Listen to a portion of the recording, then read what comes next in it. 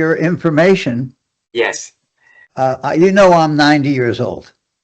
Yes.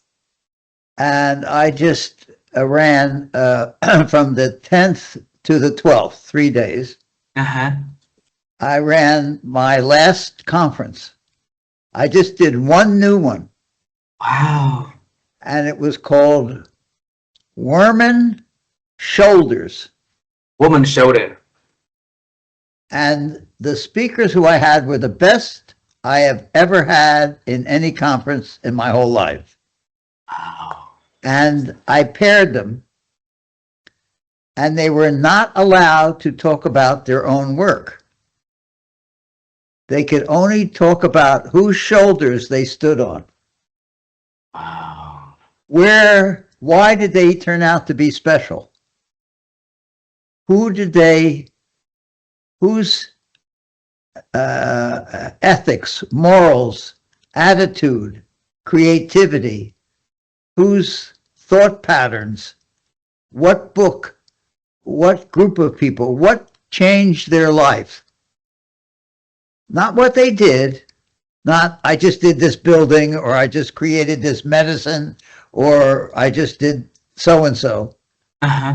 But what was that change in their life, like water changes to ice? What was that change of state, that whole change in them that made them have courage, take risks, be comfortable with failure, all the things that make you special? 3 days.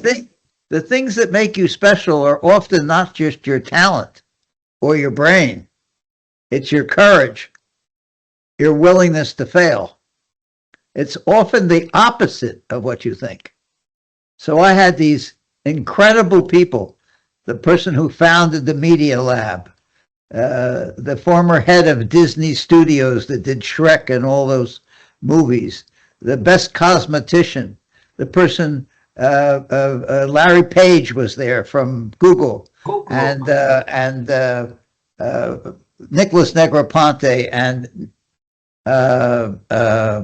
Danny Hillis, who invented parallel computation. And all these amazing people were there. And Bjarke Engels, one of the top architects in the world, and Moshe Zofty, another architect, and Stefan Sagmeister, one of the greatest graphic designers in the world. And they were all there talking not of their own work, but of those moments in their life, or that person that gave them courage. Gave them courage, allowed them to fail and succeed. So I just did that, and it was called Wurman Shoulders Weekend. And Wurman Shoulders Weekend. Shoulders Weekend, yes, and it was held here in Miami Beach. Wow. And it was 3 days straight. Yeah, and it was better than I anticipated. So what did you anticipate? I thought it would be okay, but it was better. Of course, it must be better if it's designed like you. Well, it was my last one, and it was nice. How many people showed up? I limited it to 300 people. And full seat. And I had it in a Frank Gehry, the architect Frank Gehry, the one who did the Disney Hall and Bilbao. He has a little small symphony hall that holds 700. But I covered 400 seats, and I just had 300 people. And incredible food. Everything was special. Why did you decide to limit it only to 300? Why the stadium can cover for 700? It was better. It was more intimate. I wanted everybody to talk to everybody. Oh. Everybody mixed all the time. There was no cliques. There was no separate groups. It was not too big. You got to talk to any speaker you wanted during the breaks. Everything was just intimate. Wow. And you say this is your last conference? Absolutely. Why you decided to be your last conference? What if, 2 years later, next year, you decide to do another one? I won't. Nobody asks me to do them. And they're always done at big risk. I don't have a sponsor. I don't have a publisher. I don't work for anybody. Yes. Everything I do because I want to do them. So I take risks every day. I haven't gotten a paycheck in 40 years or 50 years. See, your life, you are a creator. You have been a Well, creator for I a have very long time. but no family money, and I was without at 45. How old are you? I am 45. At 45, I had zero. I was bankrupt. I had nothing. I started completely again at 45 with nothing. So 1980s. Huh? Half my age ago. So 1980 is the time that you got broke. You married by that year also. Oh, sure. Yeah. But I had nothing. Wow. So, Richard, I've always lived there. Now I'm comfortable. I mean, I'm comfortable. Yeah. This conversation, we want to share your stories indeed. Is that okay if we travel time and share a lot more about your life to many people who listen to the conversation? I don't care, but I don't try. I invited no press. There was no press passes, and there was no press release, no publicity. I don't do any of that. Yeah. And my books, I do not copyright my books. For any of them? No, I don't copyright them, and I don't sell them in bookstores. People have to hear about them, and they get them. I do not try to, the word you might not know in English, proselytize. I don't try to sell myself. I mean, you called me. Yes. It was I me. didn't call you. I know, of course. So, It is me calling you for many nights, many I know times. you did. I know you did. And the only reason I'm taking this call is because you called so many times. Thank you so much for accepting my. You are filled with desire. Yes. And I started this program during the COVID-19 situation. And I saw a lot of people with stress, and my wife and I sat down. We say, okay, we want to do something that in our ability to bring something that people can learn and grow, and one take to the next.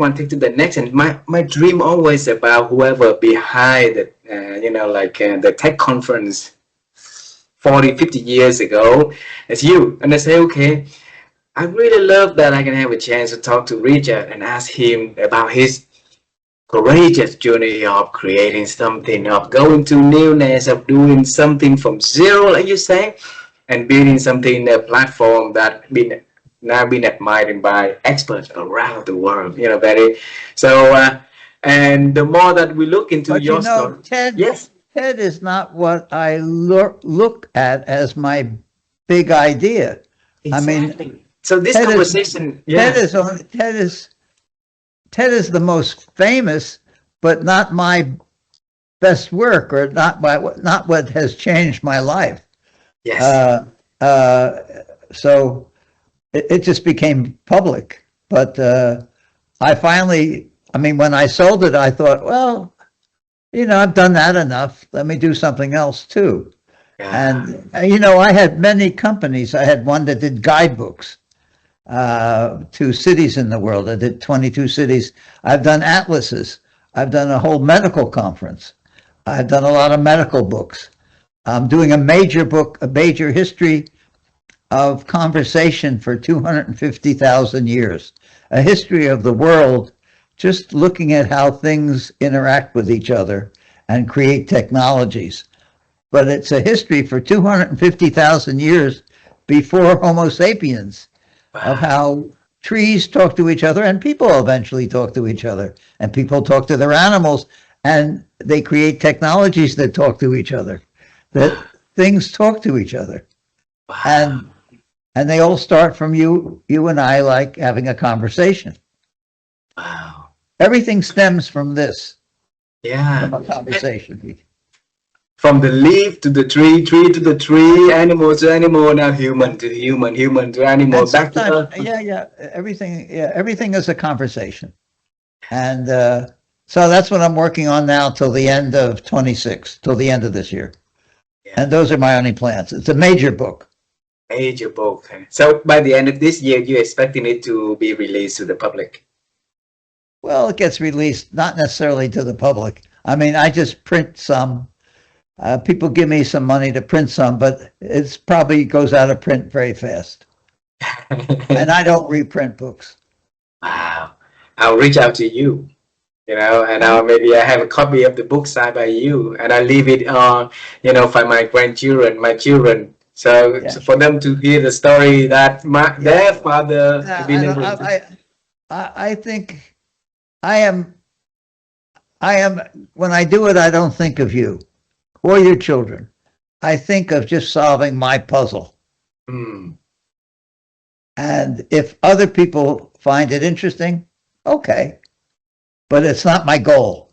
Yeah. My goal is not to sell books. And in fact, I sell very few books. I give them away usually. People pay the printing bill, so I don't have that. I do it for nothing. I'm an old man. I don't need any money. I can't do anything with the money. So I have a nice car. I have a nice house, a nice wife, nice grandchildren, nice children. That's all I need. I have no needs. You always pursue something that deeply desired inside of you. So I'm always trying to solve a puzzle that I come upon of some subject or idea that occurs to me, that I think of, that I don't understand. So I don't base any of my work on expertise. In other words, if I came to you for a job, I would say, give me some money because I don't understand something. I don't say to you, pay me money because I can offer you this expertise. All I can offer to you is my ignorance. Wow. You see the difference? Absolutely. It's totally different. It's upside down the way normal people think. It's upside down. But by offering you my ignorance, I promise you I will take you on my journey from not knowing to knowing. And since when you have that?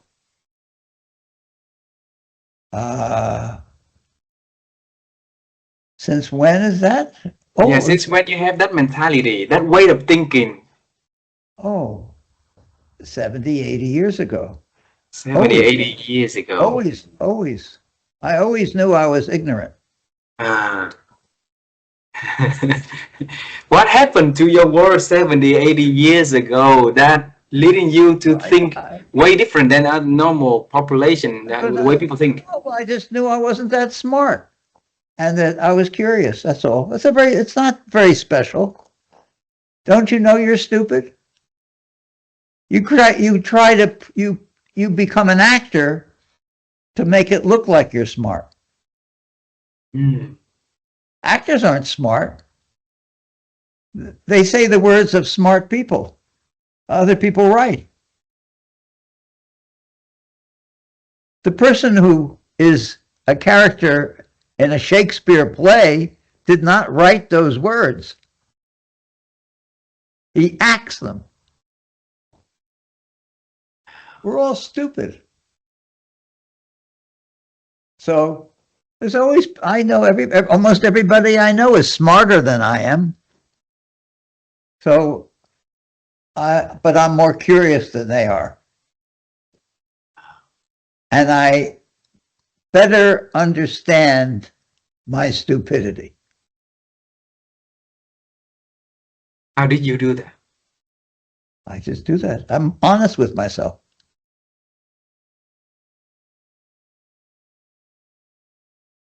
And Richard, curiosity. It's really very simple. I didn't use one big word then. Not one big thought. Not a complicated formula. To me, it's fairly simple. When you say that you are interested in solving the puzzle, an idea that came up that you yet understand about it. Well, the puzzle is always is the lack of understanding the pattern of understanding. Hmm. Understanding any subject is like making a quilt, sewing pieces of cloth together, finding the threads, the connection. And so, but that's hard to find sometimes. And you make mistakes of what's the way in. How do you, if you have a big square, high, 4 sides of bricks, of concrete, the puzzle is to find the front door. How to enter in. And that's hard to find. Sometimes you can't find it. But that doesn't mean you stop trying to find it. So where did you find the resiliences to pursue that ignorance, the word you said, ignorance, to figure out? If you accept your ignorance, you don't have far to fail. You're very close to the ground.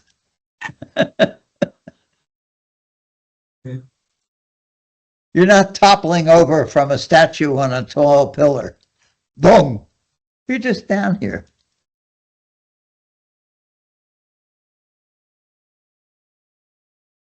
You were What's born. the worst thing that can happen is it doesn't work. Yeah. But that doesn't work is something that people are afraid. Yeah, they are. Because their parents have, because your parents, my parents, your school, my school, our friends around, everybody is around you saying you have to desire comfort. Well, if you get rid of that desire and you can live with it, you can think clearer.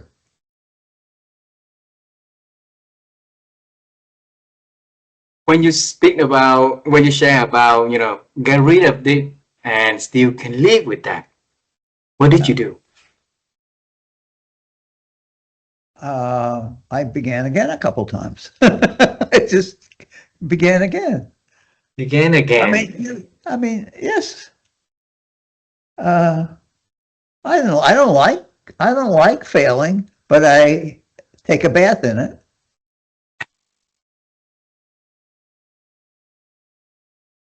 I don't really love soap, but I use it.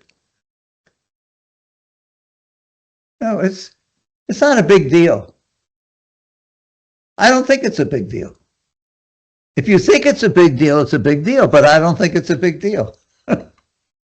Because you don't think it's a big deal, right? Yeah. All we know is what's in there. I don't know what's in your head. I have no idea what you're thinking now. But you have no idea what I'm thinking. But we're pretending we do. I don't pretend I do. I accept that I don't know what you're thinking.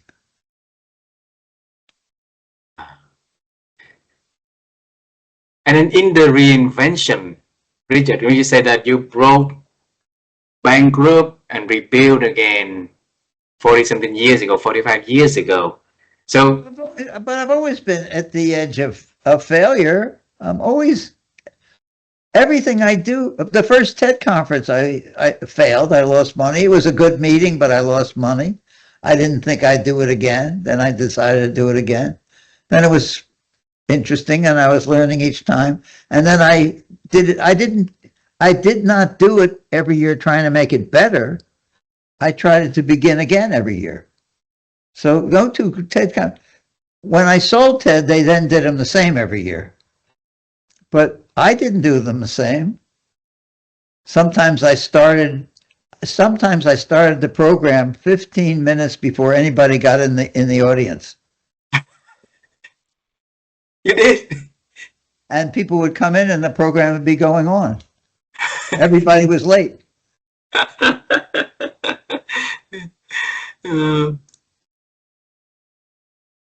And what did they say? Care what they said. That's what I feel. I'm not interested.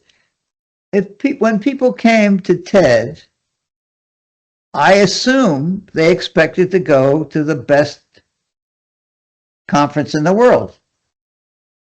Now, if it was a very good experience for them, I was competent. I wasn't good. I was just doing what they expected.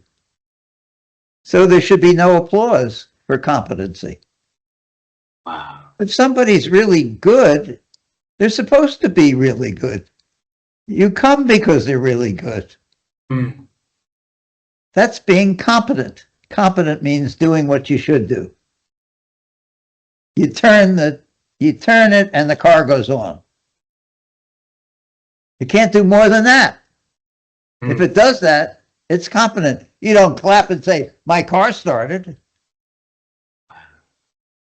Your expectation is this complicated vehicle moves and takes you someplace.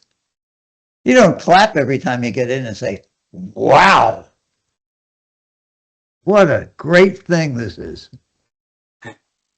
Right? Yeah. I expect my pants fit. I expect my shoes tie. I don't applaud them. I expect that the food will be good in a restaurant. And people come to you. Like tonight, I'm coming to you. I've been coming to you for so many times for this special occasion. And so many people. Yeah. There's a lot of people, but I'm not after them, and I'm not trying to get famous or well known or spread my word. I don't care if you do anything that I have any effect on you. If you hang up and say, what an asshole, what a jerk he was, that's okay.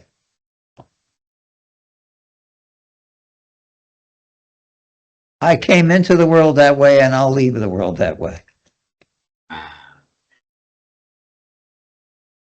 So who's in the family are you having similar trait, your father or your mom? Neither. Neither. They lived through the Great Depression in America in 1929-30, and so they were very risk adverse. They didn't take any risks. We were comfortable. He made a living, and he said, "Don't do what I did." Your father says so. Yeah. Don't go into the business I did. Don't do what you think you would like to do, and it shouldn't be just to make money. Just do what would be interesting for you. And so I've had an interesting life. What age did he? At what age did he tell you that? 11. 11. 80 years ago. Yeah. Okay, bring me to that occasion. That maybe that room or outside of your house, anywhere that he talked to you about. We were in the basement talking, and he said he was a cigar maker. He made cigars. He said, "I know my father made cigars. His father, my grandfather, and his brother, and the family always were in the cigar business." He said, "Do what makes you that's interesting." That was all. That was a simple conversation. I loved him very much, and I thought I would never be as smart as he is. I thought that. I'm actually smarter than he was. But I also probably smart is another way of saying that I take risks. Because he also encouraged you to do that. He didn't discourage me. He did not discourage you. Wow. 11 years old, and he says something is extremely big. And during that time, the war back then was like hell. 1940 something is like the World War II, right? There's so many things that affecting that 11 years old. I remember. I was born in 1935, so I remember talking with my father when the headline in the newspaper was the Japanese bombing Pearl Harbor. Uh-huh. 1941. And I remember as far back as 39, the World's Fair in New York City. That's as far back as I have clear memory.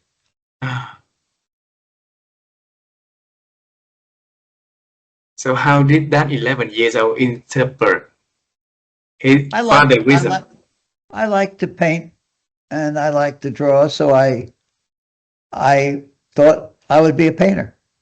And so I did that and I did fine for a while. In school I did that. I don't know, it's a long story, but most of my early focus was on visual things. I don't know how to type. I don't use a computer well. I couldn't get into the program this morning. My assistant had to come and put me into the Microsoft program because I use the other. I use just Zoom, but she got me in. I can't type. I don't spell very well. I've done 100 books plus, but they're all dictated and transcribed. I don't write. I don't take notes. I just walk around with my head on my shoulders. And that walks around with your head on your shoulder has given you the gift to see things other people don't see. You saw, yeah, Perhaps, just but I don't know. But I don't know what other people are thinking, so I don't really know what they see. You just assume they don't see them. They might see them, but just don't act upon them. perhaps could be, but if Yeah, there's so many I news, don't think I see. You know, I give myself permission to see, but I don't know what you do. I don't know who you are, sir, I'm and you nobody. don't know who, and you don't know who I am. We barely know ourselves. Yeah. If we really don't know ourselves, how can we have the arrogance of saying we know other people? So at this 90 years old of Richard, do you know yourself by now?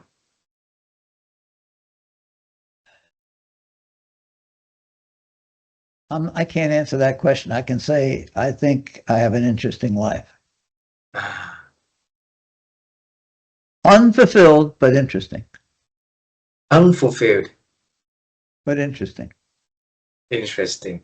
So if we make it a fulfilled, uh, what change do you think that will make a difference? I have major things I wanted to do that I'll never do. I went to, at that time, the best school of architecture in the United States. I don't know the world. But when I graduated high school, 1953, I went by accident. I just applied to one university and I got in by accident. I mean, I didn't apply to, if they didn't let me in, I didn't have any of the other applications out there. Right? So I applied and I got in, and by accident, by just a casual asking of something, and by the fact it was in the same town that I lived. So I wasn't going anywhere. I went to the University of Pennsylvania, which was in Philadelphia, and I lived just north of Philadelphia. Philadelphia it's a decent size. Have you heard of that city, Philadelphia? Yes, yes. I mean, Okay. yeah. I mean, it's not the biggest city in the United States. So I went to that school, and a series of an accident. I never I was never satisfied with things that I thought were not logical. Not high logic, not scientifically, not great philosopher kind of logic, but if things didn't make sense, it upset me.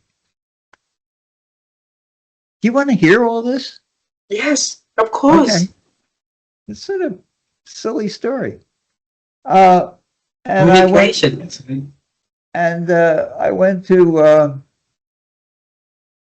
I had a register. I was 18 years old. And you had to go, you had a catalog, and you had a piece of paper, because I decided to go to architecture school. It was sort of like painting and visual things, and I liked archaeology, and it was sort of that one thing. I knew if I didn't like architecture, I could still paint. And if I didn't like architecture, I could go into archaeology, because it had a lot of things about buildings and things, I thought.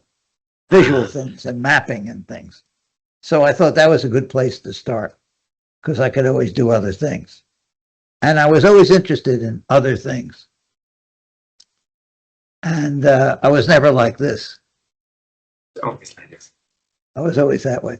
All through high school, my father, who belonged to different committees, would ask his friends who were general managers of factories and things of that sort to allow me to go through their factory.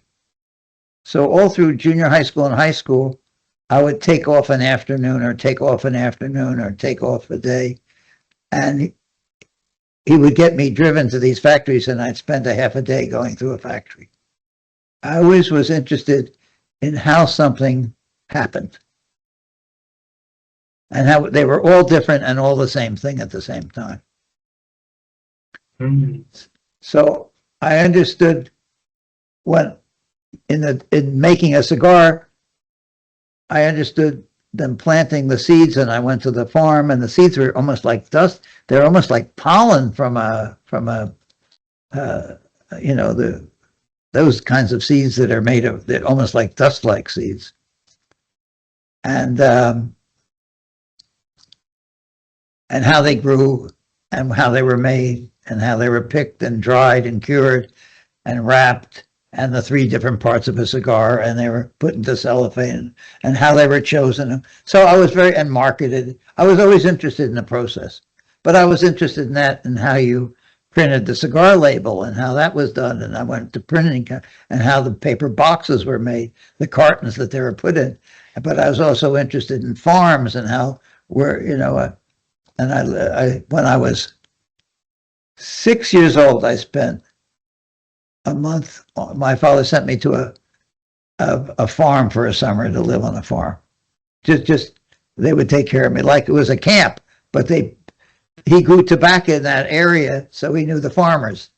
And it was a very religious thing. I'm Jewish, and this was a Mennonite farm, completely different, you know, wildly different, very strict kind of funny religion, you know, but this was they had a very primitive, not primitive, they didn't like machinery, so they made their own peanut butter. They made their own butter. They made everything themselves. Was made in this place. It was a very simple life. Getting up 4 a.m. to milk the morning cows and to do the afternoon cows and putting them in the spring house and taking them to market, and so that was interesting. Everything was interesting. Mm. And so when I went to register, because I was going into architecture, they gave me a thing that said these are the courses I had to take, because it's a specialized school. It was a 5-year undergraduate architecture school. That's the way it was then. It's since changed to a different program of you get your bachelor's degree in different things and then go to 3-year graduate school. But it was different then.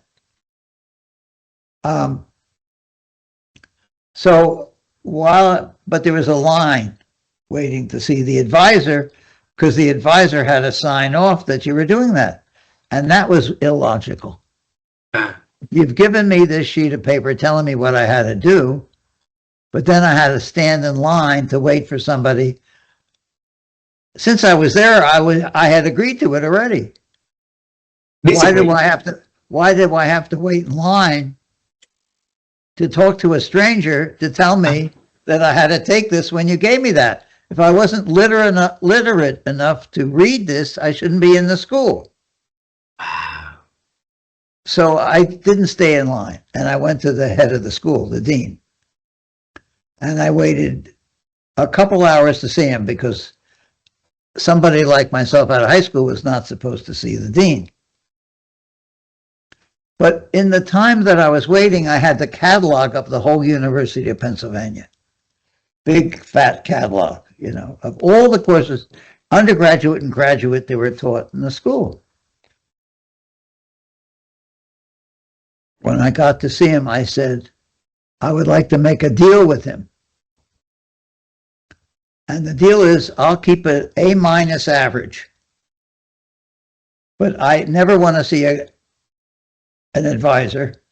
I don't want to ask permission to take any courses. I will take every course you say I have to.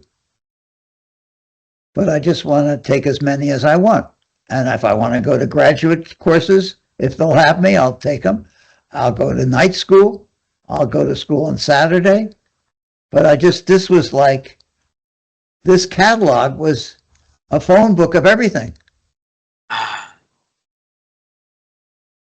So he thought I would flunk out, and he said, sure, do it. Because I didn't know that half of the class flunked out the first year. It was a very hard school, and half of them didn't make it. It started when I first went there with 60 people, and I think in the end it was about 8 people graduated. Oh my God. I didn't know that. I also was not well kept. I had I didn't have a whole beard, but I wore funny clothes and old clothes and used clothes and boots. I wasn't pretty. I'm not pretty now, but you know what I mean, not pretty. So he thought I would disappear because Penn is a fancy school. It's one of the Ivy League schools. Yeah. And I was not Ivy League type. Right? And he was very fancy with a tie and a stiff collar and very much that way, right? I don't own a suit or a tie now. I wear pajamas most of the time, slippers on the weekend.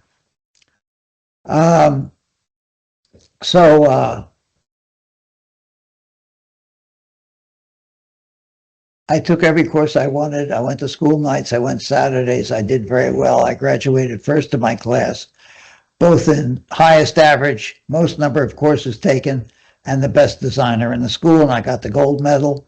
I did very well at school. And I met my mentor. I met my guru was Louis Kahn, the architect. K-A-H-N. Yeah, Louis Kahn. Eventually, a few years after I met him, a few years after I graduated, very few years after I graduated,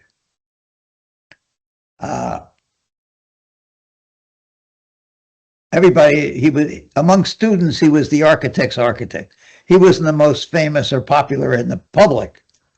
He wasn't jazzy, but he was the architect's architect, the thought-provoking architect in the world. He still is a hero among many people, but it's a small group. He's not as famous as other people, but he's considered one of the greatest architects of the 20th century. There's been many articles that say, in the last 100 years, it's only been in America, there's just been Frank Lloyd Wright and Louis Kahn. Wow. Frank Lloyd Wright did huge amounts of work and was very popular, and Louis Kahn did very little bit of work and was considered the father of thinking about how a space was made. I'm not going to give you a lesson on Louis Kahn. Anyway, I eventually worked for him for a little bit, and he liked me. I loved him. He might have loved me. Anyway, when he had been asked to do, people wanted to do books on him, and he had said, no, no, no. And at 25 or 6, I said, Lou, can I do a book on you? I had never done a book before. See, there's my ignorance. I have never done a book before. Yes. I said, can I do a book on you? And I don't want to use any final drawings or photos of your buildings.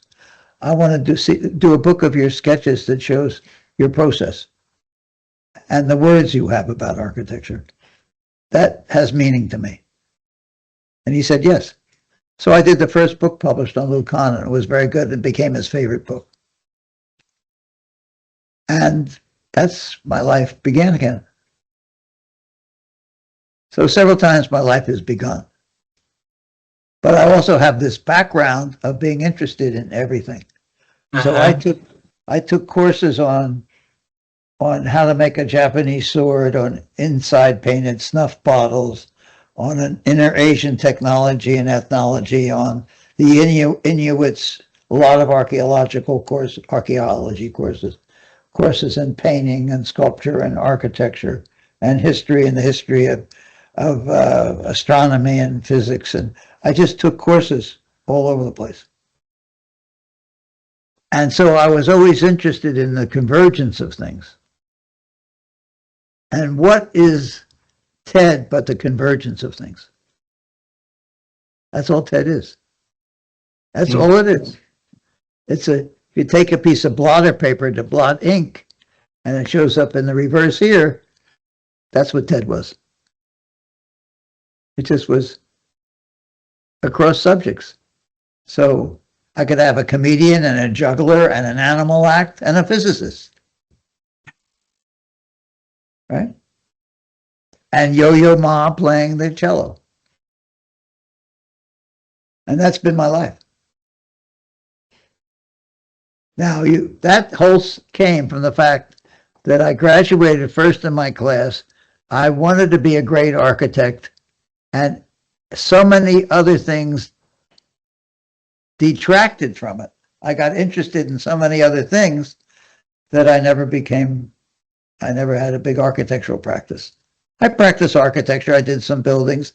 I got a lot of publicity on it. I was national chairman of the AIA convention in the American Institute of Architects National Convention in the bicentennial year with 5,000 people there in '76, a long time ago. So I wasn't that old. But I have a hole in my stomach because I didn't do great at that. I didn't do great at painting. I didn't do great at sculpture. I've had a whole museum here do my paintings and sculpture. You don't even know that I do paintings and sculpture. But I had a big museum show down here, took over a whole museum. I've done a lot of things, but I've never done anything really very well. I just have done a lot of things. So the idea of having people to come into that intersection that you created, I didn't care about people coming. I came. You came first. No, yes. The conference was for me. It was not for the audience. The audience was part of making it a good conference, the energy. But I didn't do it for them. Their coming made it better for me. It's all about me. No, because I can't do it for you because I don't know you. You as you represent everybody else. Since I don't know what you're thinking, I don't know what he's thinking, she's thinking, he's thinking, he's thinking, she's thinking. I don't know what you're thinking, so I can't do something for you. I can do something that makes my experience clearer and better. And I intellectually know that you will probably enjoy it. You use yourself as a baseline for reference. Because I can't please you. I don't know who you are. If you cannot please yourself, then you know that it's not going to please someone else. No, right? I don't even know anything. If I can't please myself, why do it? Right? Yeah. So what I'm talking about, every single thing I said then was logical. It will take me at least a week to make sense of a piece of it. But I guarantee with you, I will listen to this conversation. No, I'm sorry, you're being wrong. You understand it right now. You absolutely understand it. It is not hard to understand. You can't live your life that way because all the pressures are to be polite, to serve others, to be compassionate, to care about others, to do things for others, to get other people to support you, to buy your book, to buy your services, to buy your automobile, to buy everything from you, so you want to please them. I didn't do any of that. Yeah. But it turned out okay. I think what you just share is something that I understand. I think a lot of people also want to live the life like that. They They can't. just They can't. yes. No, they won't. Their choice is, oh, they're going to choose comfort. Yeah. So how could you do? And I understand that. I have when I bought my last car, I was driving. Well, I know that the most expensive car that you can buy that's out of a showroom, not handmade, or a sports car or a race car or something like that, those things. But the most car you can buy that has any practicality would be a Rolls Royce, right? The next best, which is actually, I think, is nicer looking than the Rolls Royce and much faster, is a Bentley. Mm-hmm. But this last car I bought, I was in my 80s, and I didn't feel like driving very much. So what I wanted was a good back seat and have a driver. That's comfort. Okay. Mm-hmm. Also, where I live, you can't drive more than 35, 40 miles an hour. I live in a city. When do you really drive fast? I'm not going on road trips, right? I'm Yes. driving to dinner. I'm driving someplace. The most farthest I drive is maybe 50 miles. So I wanted a good back seat. And every car goes 70, 80, 90, 100 miles an hour. The Bentley goes 206 miles an hour. You can't drive 206. I wouldn't be able to drive 206. I've tried driving a race car on a racetrack, and I couldn't drive more than 120. And I was scared. 130 maybe. So I bought a Maybach. You probably haven't heard of it. It's a Mercedes. Yes. The top line of Mercedes. Yes. It's expensive, but it's half the price of a Bentley, which is half the price of a Rolls. Wow. I can buy a Bentley. I traded in my Bentley for my Maybach. Oh, the Maybach. Because it was more comfortable. Uh-huh. It's not as nice looking, but I don't give a shit. I'm not being photographed next to it, But the back seat is the most comfortable back seat. So there I went for comfort, but practical comfort. Practical. Practical. I don't have to go faster. I don't have to impress anybody. I don't have to do anything. It doesn't have to be beautiful. I don't need my photo next to it.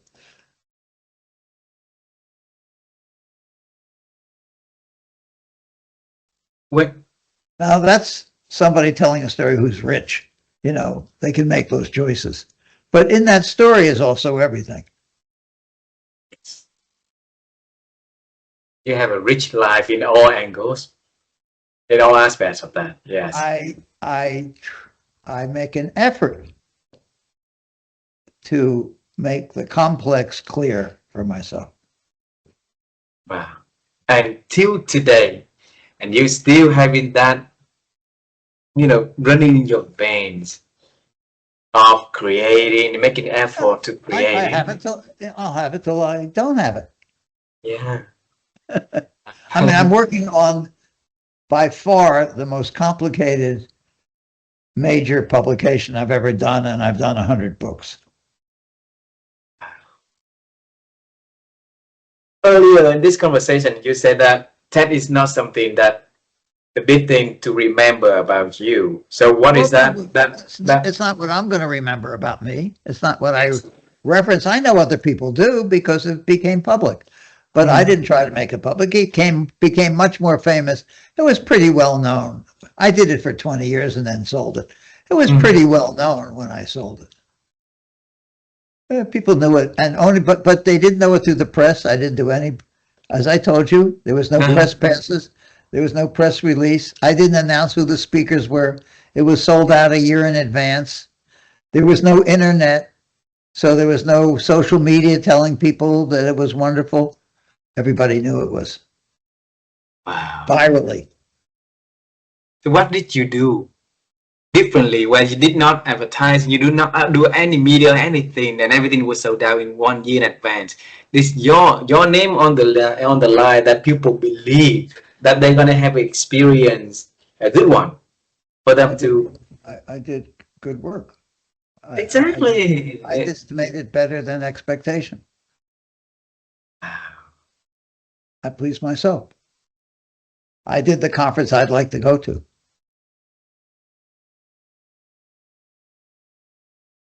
I do the book I'd like to read.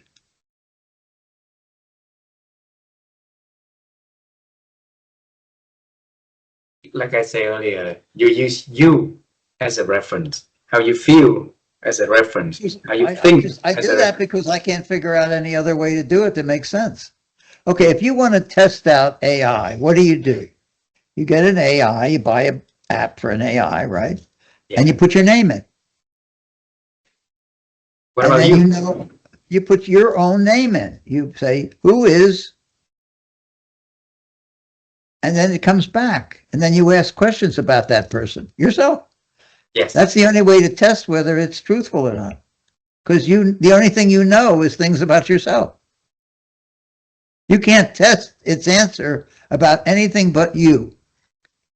Then you judge whether it has a decent, what they say is correct about you. It gets your father's name right, your grandfather's name right. It gets when you were born right. It gets what you do, where you went to school, who you are, if you've written a book, how you know, anything that's been written. If you're a big enough deal to be in there in the first place, that's the way to test it. Yourself.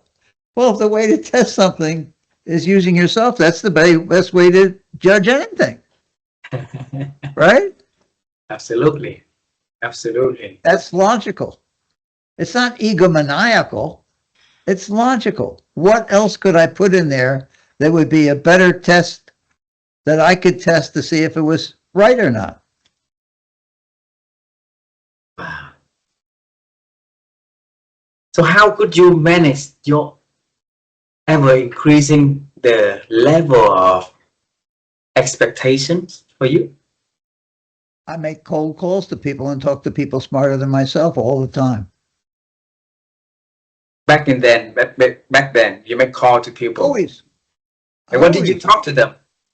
I talked to them about what I was thinking. I said, I'm calling you. You don't know who I am, but you have the power because you can hang up anytime you want. But if you're interested, call me back in a week and a half.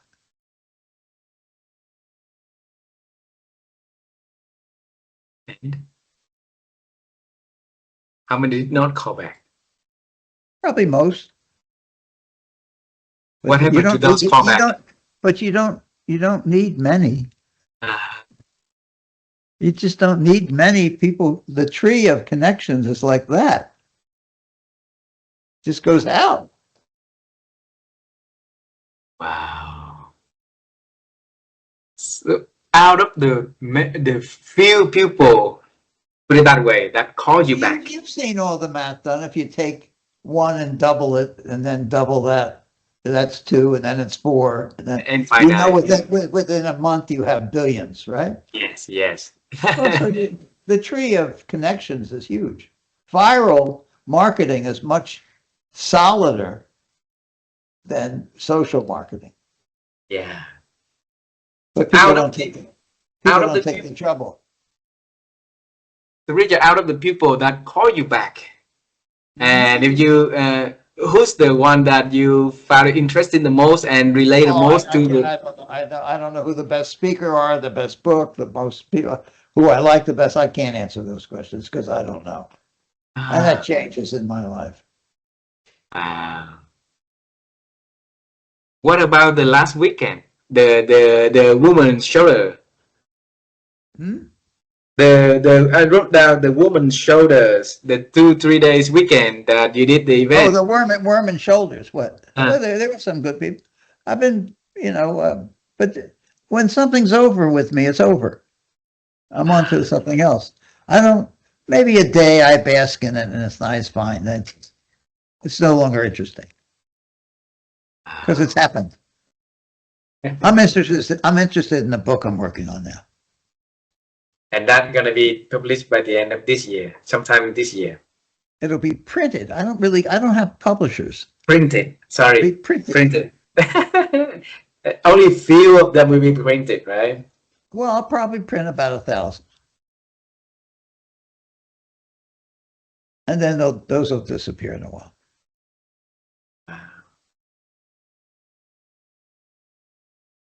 Have you been to Vietnam?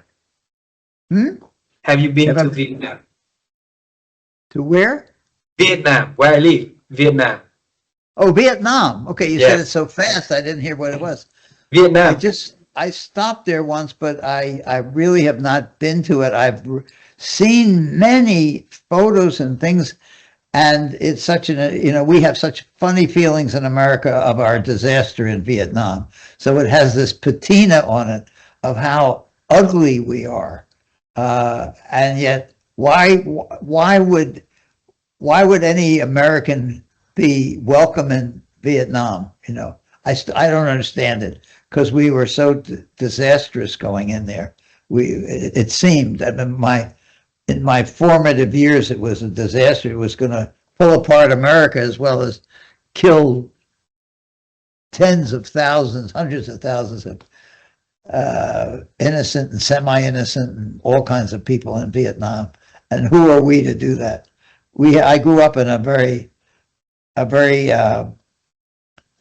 separated America when you were at my age, formative age, and many of people I knew were going to Canada to avoid the draft because they didn't believe in the war. And now I see it's flourishing and it's beautiful. And people go there for vacations and they say it's one of the most beautiful countries and some of the best food in the whole world is served in Vietnam. People rave about Vietnam. And our country is a wreck right now because we have this very, very fascistic, right-wing, horrible president, which is a disaster. And I don't understand. He consumes the conversation of every logical person. They just can't get off of the subject of how much they dislike him. But he's in office. So my ideas, my political ideas, and my ideas of where you can go and how you feel about places is strange. My favorite, for my 90th birthday, 2 of my boys took me to Japan. I've been to Japan a lot. I love Japan. But if I was Chinese, I would hate the Japanese still. They were horrible. My God. In the Second World War, they were so awful.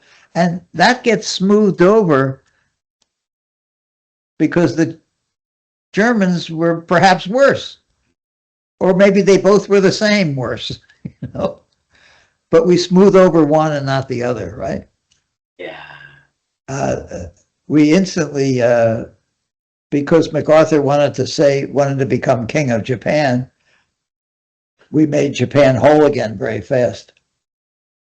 I think down deep the Japanese don't like us still. I think we're the smelly people with big noses, all people from America. And yet I've done a guidebook to Tokyo. I did a conference in Kobe. I worked for NTT. I had an exhibit of my work in a whole museum there on the 30th anniversary of Axis Galleries in Roppongi. I love Japan. I think it's mystical. I love the culture. I love the national treasures. I love the fact that everything they take as their own, half of it was stolen from China originally anyway. And their language looks like Chinese, and it's completely different. And it was just crazy things. I love that part of the world. But I haven't been to Vietnam. I've been more to Japan, and I've been to Taiwan. And I love India. My wife doesn't like going there because it's so hard. When she went, it was so hard to travel because if you didn't speak the language, you couldn't take a step. You couldn't drive a car. You couldn't read a sign. And when I first went to Japan, women were in kimonos. Years ago. A long time ago, but they were in kimonos everywhere. There was no woman in anything but kimonos. Wow. And it's like a different world now. I mean, if you look at some photographs, let's see, I was first in Japan in, what year was it? How old was I? It's probably maybe if you take 55 years ago or something like that. You still have those photos? No, I'm just saying if you see photos from Tokyo or any of these cities 60 years ago, women were in kimonos. And now it's anything but that, right? It's probably the trendiest place, or maybe Vietnam is trendier. I don't know. But that's the trendy parts of the world. Yeah. And I love India, but India, of all the countries in the world, the smells are more smelly. The colors are more lavish. The rich are richer, the poor are poor. It's a country of extremes and absolute amazing country. But it's hard to travel there. I spent a good bit of time in sort of India too. Not so much time in China. I've been to China only a couple times. And I've only been there really as a tourist. I've been there for a couple of weeks, nice couple of weeks, not on a tour, but my own tour was a tourist tour. It was going to Beijing, the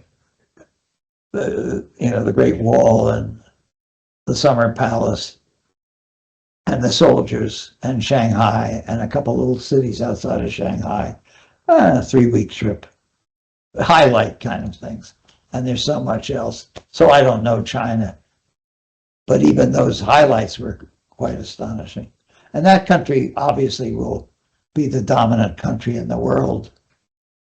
Maybe before I die or just after I die. Clearly the dominant country. For all their failings, their successes are so successful, they'll probably dominate. Yeah. Mr. Richard, if you, how a normal day of yours look like? I'm just curious to know. That's so funny. It's an interesting question. I don't have a normal day. And my days, I mean, the normal day in the last few months have been extremely stressful because I was running a conference. Understood. And I have no infrastructure like I used to, and no office like I used to. And so I depended on some other people who they never did it well enough, and they didn't, and I wasn't funded. And I went through the last 6-8 months of great stress. So during that period, that was my normal. Then the conference is over only a couple of weeks. Now my normal is I watch in the afternoon. I try to watch a lot of documentaries on Netflix. I do that. I plow around Facebook and try to look up things. and research things on perplexity on one of the AIs. I write some little thoughts in my head, and I call my archivist who's in Michigan, and 2 times a week I'll have a call with him, I think today, or I'll tell you when, I don't know when. I keep my calendar here, so. Is that Dan? Huh? Is that Dan? Dan. Oh, so Yeah, you know, that's right, you know Dan. So Yeah, Dan takes care of things for me, but he lives, 1,000 miles away. He lives in Michigan. And so he arranged this because anybody that writes me something, I don't know what to do with it, and how to do. So Dan helps me. And he's my archivist, and all my papers, all my photographs, all the tapes of all my conferences, everything I just send to him. He has it in cartons. He has my archives, and I've told him he can write. He wanted to write a book on me, a biography. So I talk to him probably 3 hours every week, and he on Zoom, he records it and has it automatically transcribed. So he has thousands of papers, every story I can tell him, which has been extremely helpful to me because I've relived my life, not chronologically, but bits at a time that I think of, here and there. And something makes me think of something here and makes me think.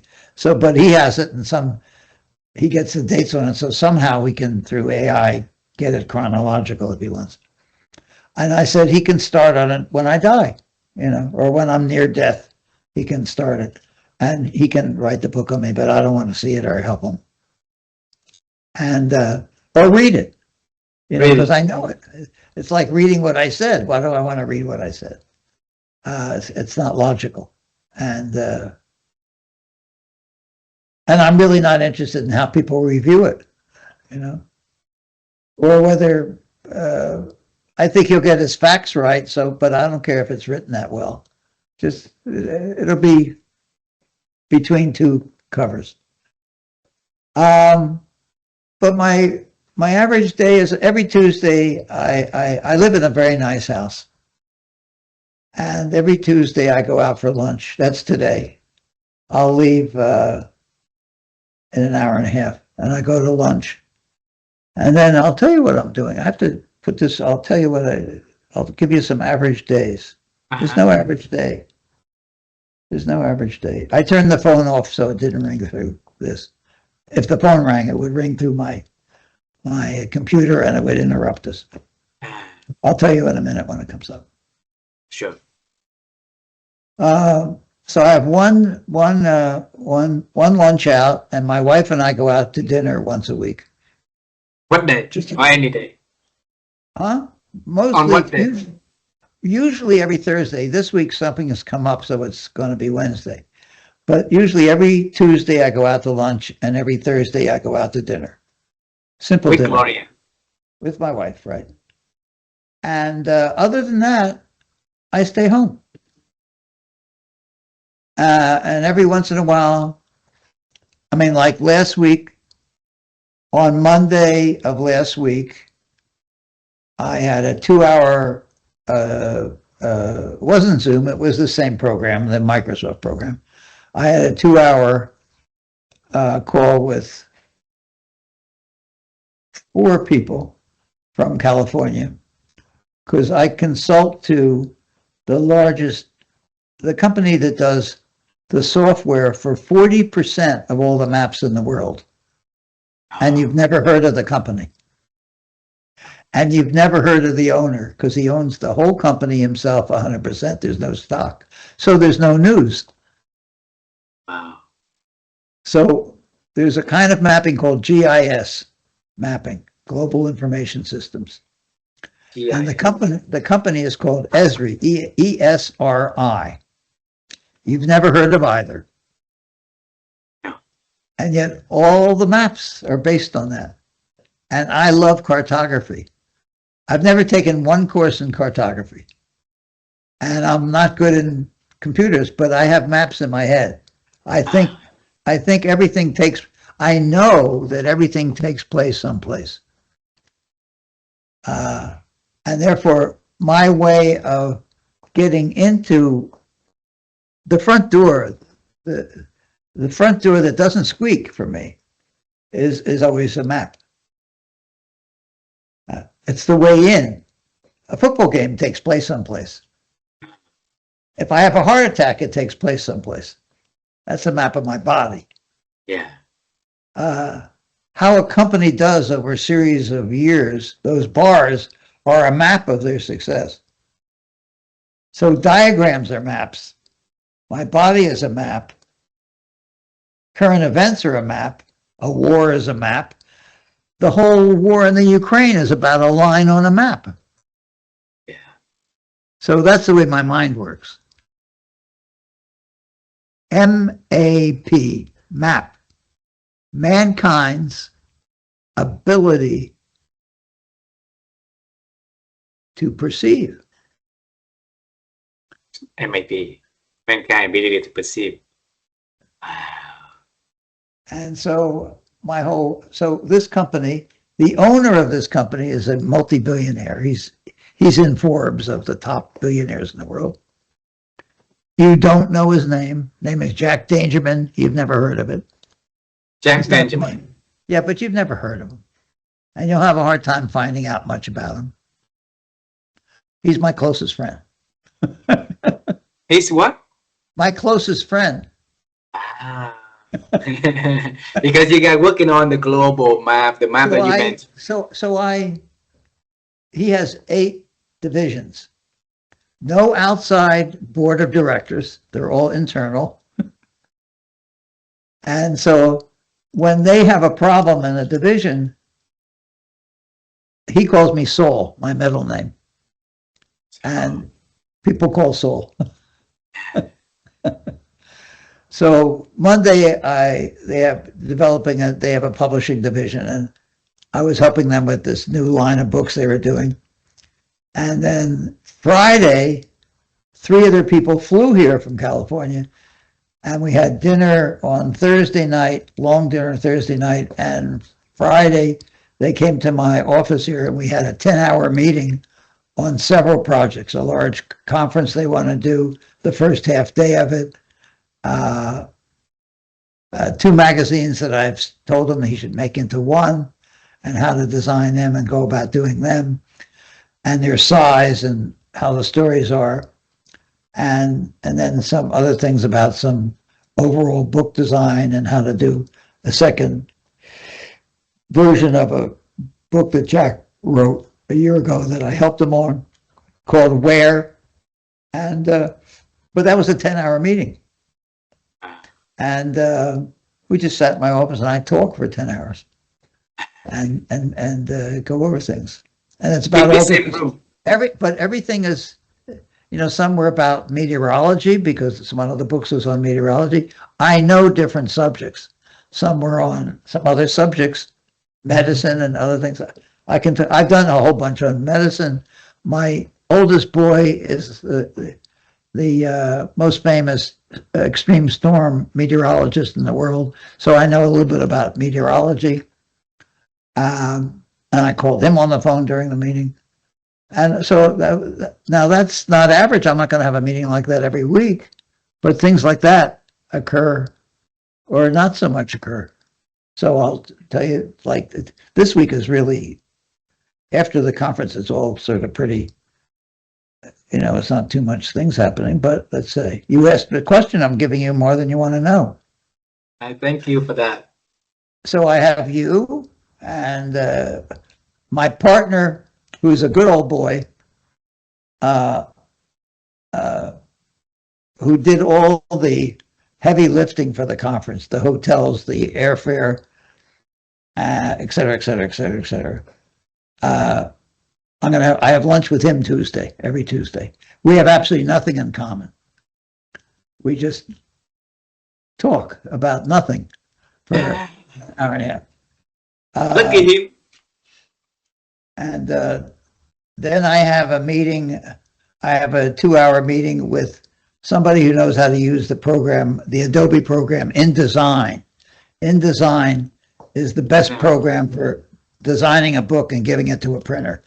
Yeah. So she's going to be working on this new book, and I'm trying to put together a pre-presentation because I'm trying to put together, I have the printing costs taken care of. I want all the marketing and copy costs paid for, and I'm trying to put together Esri with MIT. So I'm trying to get a little presentation for MIT together because I want to go up to MIT Press and see if I can merge these two companies to put out this book to two different audiences.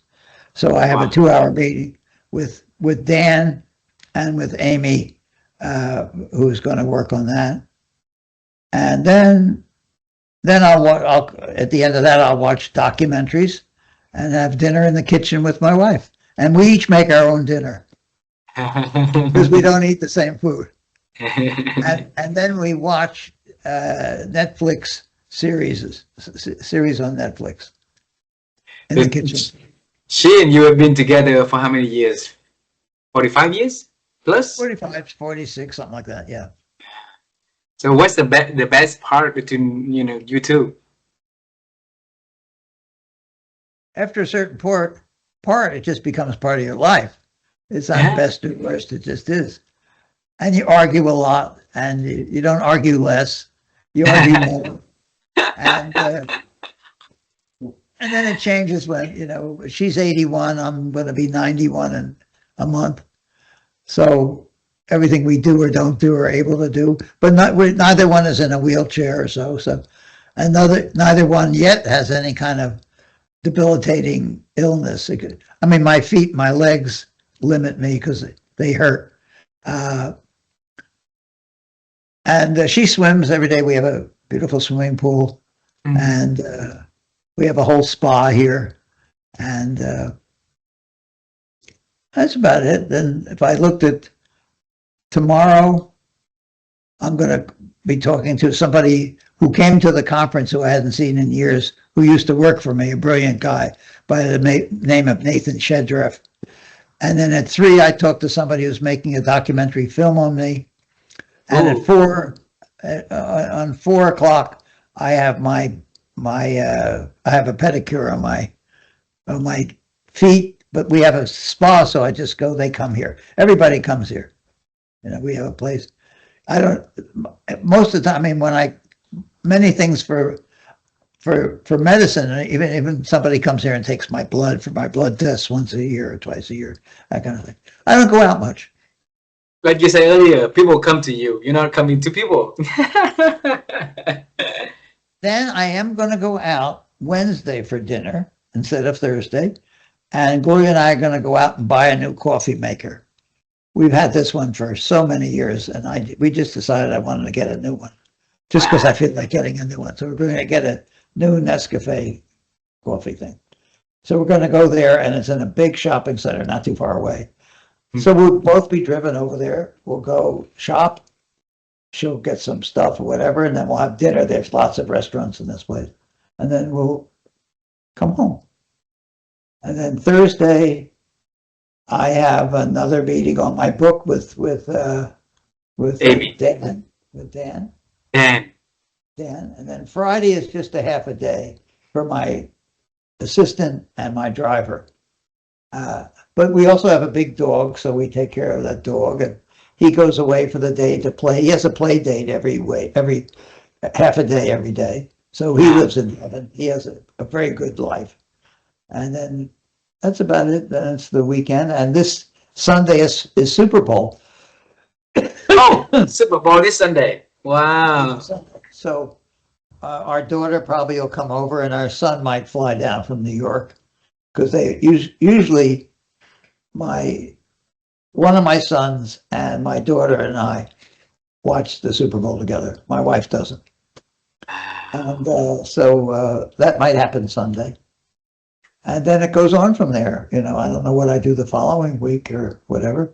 I know I have to go to Boston sometime to MIT, but I have to talk with Dan about when something might get done. So I have that presentation. And then we're going to go to Milan for a few days and to Florence for a couple of weeks in the end of March and April. Oh. And then we're trying to I want to plan a quick trip to go to Paris and to Cairo. I want to see the Grand Museum in Cairo. So I think we might, we're trying to plan a quick trip to, a couple of weeks or a week and a half to Paris again. We'd like to go to Paris. And we might stop off in Venice because the great glassmaker, Chihuly, I don't know if you ever heard of Dale Chihuly, CH, he's the greatest glassmaker in the world. And he's a friend of mine. And he's having a big show all over Venice. So we might fly or go to Venice for a couple of days, see his show, and come home. So that's about it. Full of activities. See, Richard, I am gonna ask you this question, and this is about newness. Okay, you live a life is if I look at what you do, it's always about something that you create on your own self, on your own standard, and it becoming a norm for people later on to follow. So you create the newness. Okay, that's what we see, and or at least that's what I can envision from my little understanding. Maybe I more clearly observe oldness. Oldness. Ah. No, maybe I celebrate Socrates. It's not newness. It's clarity. I don't think I do things that are new. Let's just take TED. TED is a convergence of different disciplines. That's what the one house, the beginning of schools were. Everything was taught to everybody. And then each specialty got so big it became its own school. The university was a place where you brought the disciplines together in a university. A college was about one subject. But then if the Department of Medicine and the Department of Law and the Department of Architecture and the Department of Language and the Department of Chemistry got so big, they split away and became their own specialties. All TED was bringing a few of those things together again. Wow. There's nothing new about that. Leonardo did everything. I see. Because everything is the same. Wow. But then people get specialized, and then you call it, then you're an eye, ear, nose, and throat specialist. You're no longer a doctor. You're a foot specialist, a podiatrist. You're a brain surgeon. You're not a surgeon. Specialized on. So all Ted was saying, oh, maybe there's something to be learned by the confluence of different things. Got it. So that's not new. That's old. What else new have I done? Nothing.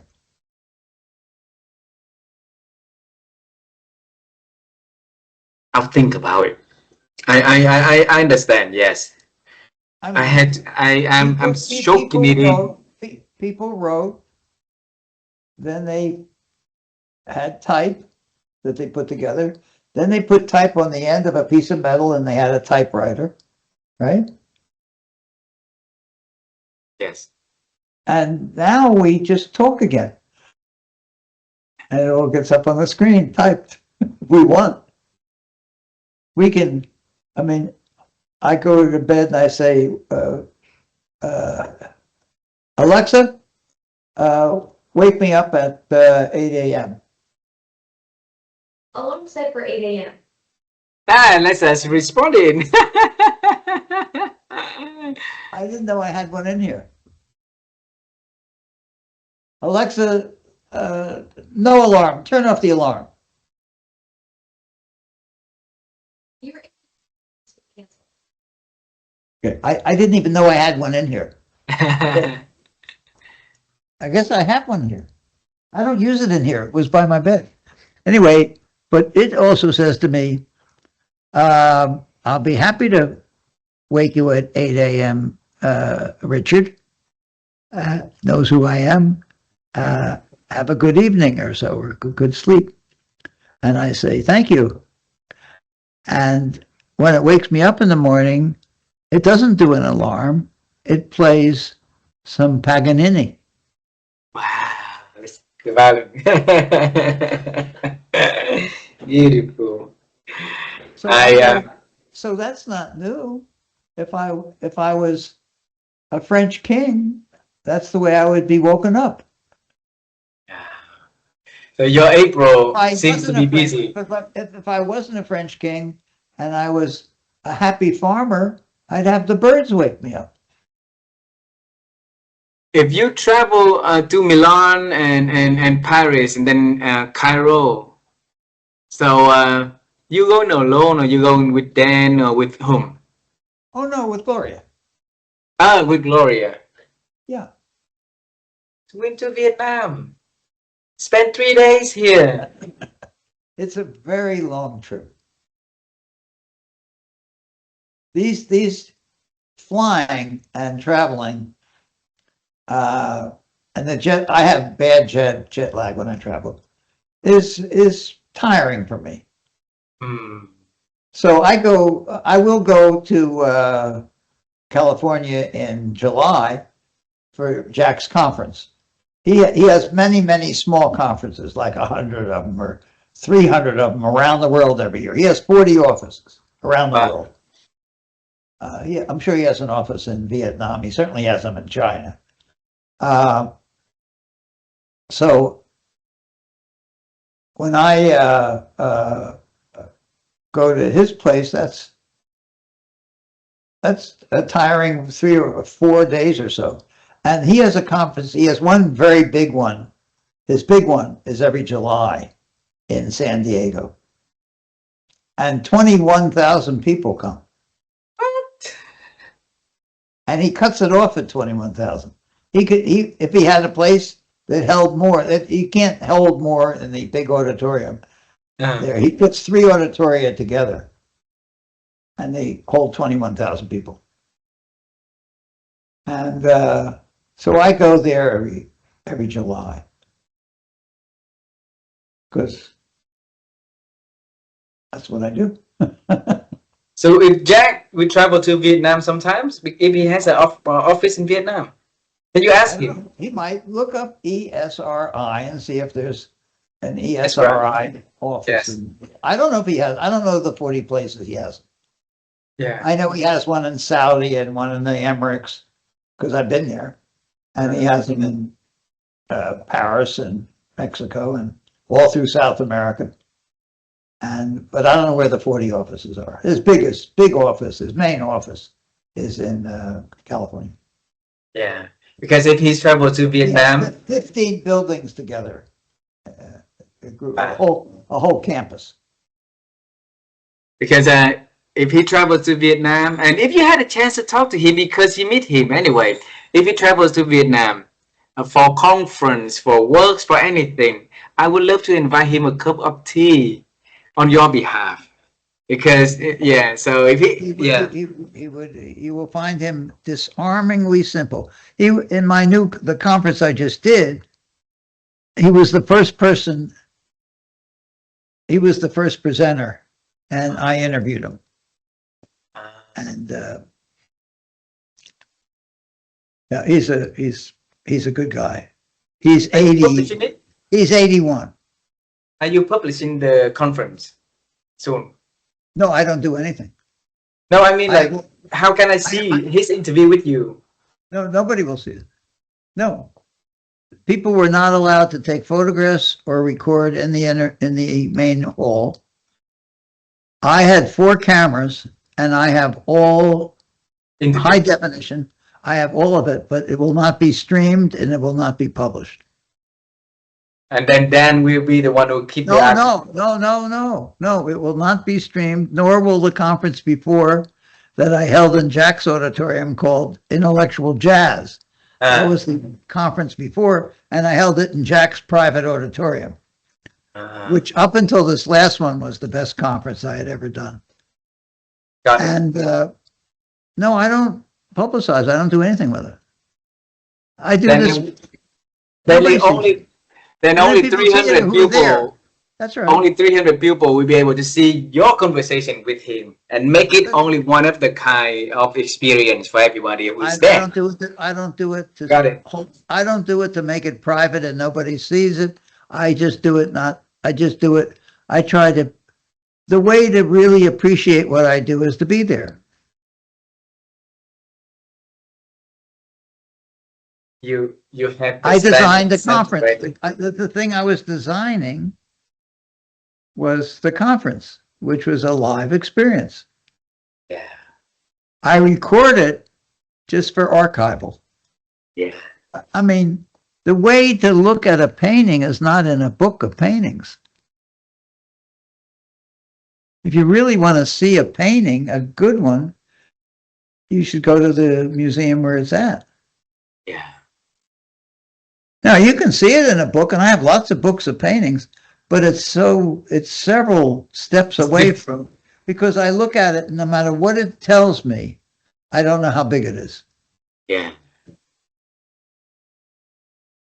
No matter what Yeah. dimensions they give me. And they Yeah. never show you a photograph with some of a painting with somebody standing next to it. Got it. So you don't know how big it is. It could be this big or it could be that big, right? So how big is the Mona Lisa? You don't know how big it is. No, I don't know. You just- Until I can go to the museum and see the one, right? Correct. Correct. I understand. Wow. And that makes the people who join the conference have that unique experience no one else gonna have, except the three of them. I guess so. I don't do it for that reason. Yeah. And Richard, I really appreciate that you spend your hours with me, and you're too nice. It's very nice to have me, off the stress gone, and I have a very one-on-one conversation with you. I enjoy, and I know that If two people were there, you and a friend, or you and somebody else, the conversation would be completely different. yes, Now, just think of that. Just one person added, and everything we said would have been different. yeah, You see how precious, delicate a conversation is? yes, and I thank you for being that generous and kind. No, but you understand. But I understand. But that with two of us, it's a conversation. With three of us, it would have been a speech.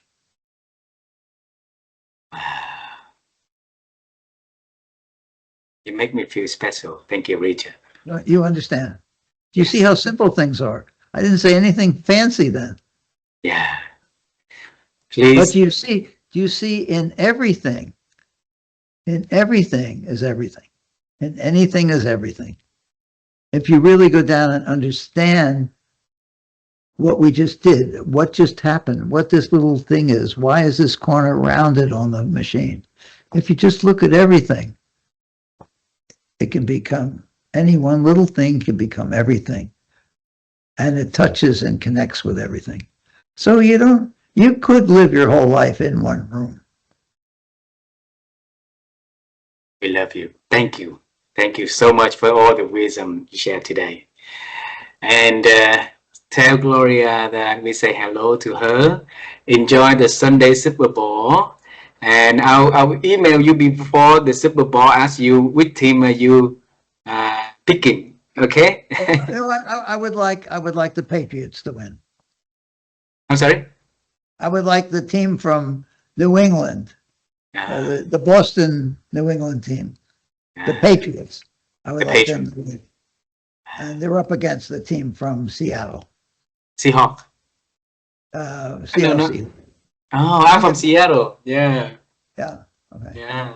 Wow. But I think it'll be an okay game. I think it'll be interesting. It's fun to watch that. It goes on at about 5:30 in the evening, in the afternoon, late, because they take it. It's like a 5-hour program. Yeah. And, then and write, the best part. and write a note to Dan and give me a grade on how well our conversation went. I love you for that. You have to tell Dan that it was, it was what you expected. It was not what you expected. It was worse. He didn't really answer questions. He just talked. He did answer questions. I didn't learn anything, but it reassured me that he was alive, and whatever you want to say. Okay, I would definitely do that. And if you see Jack, your friend, okay? I will talk with him maybe the next couple days, but I won't see him until July. Yeah, if you talk to him, I will tell him that if he would, I'll see if he has an office no, you tell him about our conversation, about a new friend from Vietnam that have the privilege to talk to you. Look up online, look up something called Urban Observatory. Urban Observatory, yes. Write that down, Urban Observatory. I got it, yes. And put ESRI. And my name, Wurman. And you'll see a very, very deep website. That's one of my projects I did with him. Beautiful. I would take a look at right after this. Where I took 50 cities, made their maps to the same scale, and dropped under them. You could look at any 3 at one time, and they all went to the same scale. And then you could pick any one of 30 different layers of information about population or land use or crime or whatever you wanted. And that went up on all 3, and you could see them at the same scale. And you could go in and out in them, and they all went in and out and change size or detail. And it was a way of doing comparative information of cities in the world. And we did about 80 of them. Wow. You and Jack, you and his team. I had a team there, yeah. Absolutely, absolutely. I will search for it. Urban Observatory under the name Wurman and Esri, right? And then I will look for it right after this. Urban Observatory should get you. www, whatever it is up there. Okay, bye-bye. Thank you very much. Thank you very much. Bye-bye.